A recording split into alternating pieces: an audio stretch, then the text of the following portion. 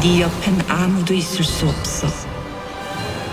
왜냐면 넌 괴물이거든. 그 사실을 절대 잊지 마. 알겠니?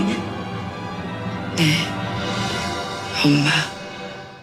Halo my friend, aku masih akan membahas pembelajaran-pembelajaran khususnya mengenai isu kesehatan mental ya, yang bisa kita ambil dari serial It's Okay to Not Be Okay.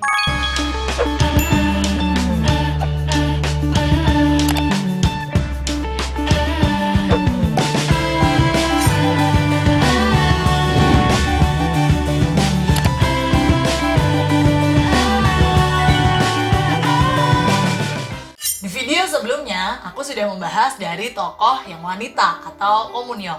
Nah, di video kali ini kita akan belajar yuk dari si tokoh pria atau yang bernama Gang Tae. Dikisahkan my friend, Gang Tae ini adalah sosok pria yang sangat pekerja keras.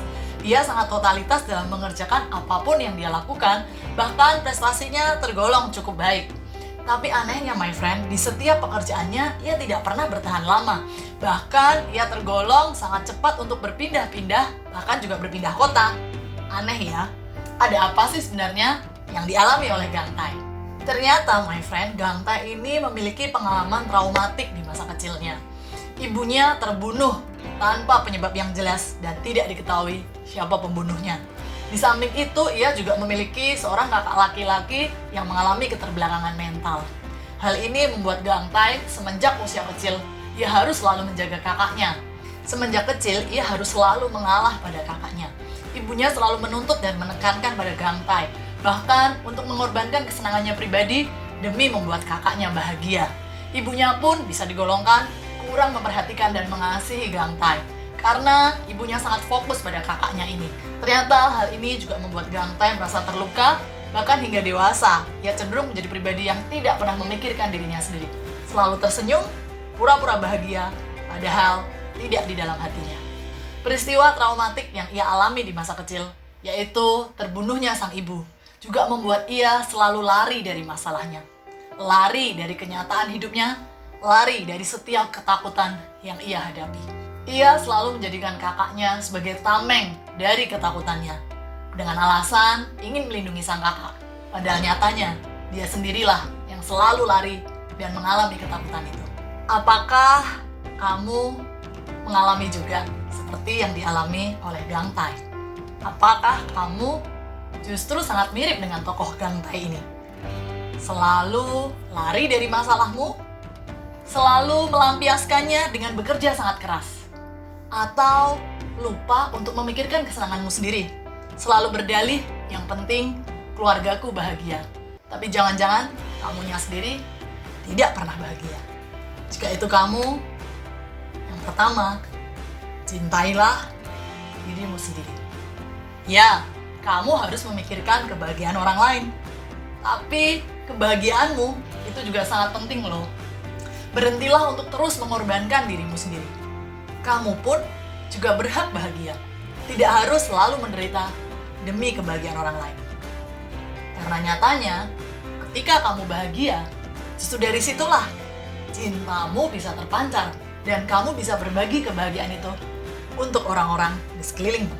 Yang kedua, jika kamu selalu lari dari masalahmu, mungkin inilah saatnya kamu berhenti dari pelarianmu itu. Mulai hadapi kenyataan yang ada. Sepahit apapun kenyataan itu di masa lalu, cara terbaik untuk menyembuhkannya bukan dengan terus-menerus lari, tapi dengan menghadapinya. Kamu berpikir dengan terus lari, toh lama-kelamaan waktu akan menyembuhkan. Tapi nyatanya, waktu tidak bisa menyembuhkan. Waktu hanya bisa memendam dan membuat permasalahannya menjadi semakin besar di kemudian hari. Secara ilmu psikologi, ada 5 tahap yang biasanya akan dilalui ketika seorang mengalami pengalaman traumatik di masa lalu. Yang pertama, denial atau menolak. Seseorang tidak mau menerima itu sebagai kenyataan. Rasanya ini semua masih mimpi. Yang kedua, dilanjutkan dengan angry atau marah. Biasanya seseorang akan marah dengan kenyataan itu, merasa tidak terima seperti Gang Tae. Kenapa ibuku yang terbunuh? Tapi setelah itu, ia akan ada pada tahap depresi. Sangat sedih, sangat terpuruk. Selanjutnya, ia akan sampai pada tahap bargaining, tawar-menawar pada Tuhan, tawar-menawar pada keadaan. Jika saja aku ada di sana, jika saja keadaan ini tidak pernah terjadi, atau jika saja waktu bisa diulang. Tapi yang kelima, setelah ia bisa melewati semua tahap ini, sampailah pada tahap acceptance atau penerimaan. Artinya, kunci melewati pengalaman traumatik terburuk bahkan di masa lalumu adalah dengan menerima dan menghadapinya. Sesulit apapun tahapan yang sedang kamu lalui, apakah kamu sedang di tahap angry ataupun kamu di tahap depresi, tapi ingat, kamu harus mencapai tahap acceptance, menerima dan menghadapinya.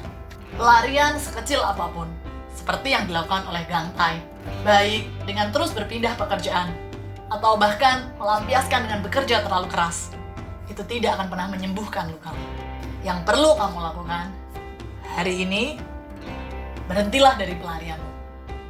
Terimalah kenyataan dan hadapilah. Segitu dulu ya untuk pembelajaran kali ini. Semoga video ini bermanfaat and see you, bye-bye. Thank you my friend buat yang sudah bergabung di channel Ayu Landewi. Pastikan terus support channel ini dengan cara like, comment, and share ke sebanyak mungkin teman kamu. Dan yang paling penting, subscribe. Nyalakan juga tombol loncengnya ya. Mari berbagi kebaikan dan enjoy your life.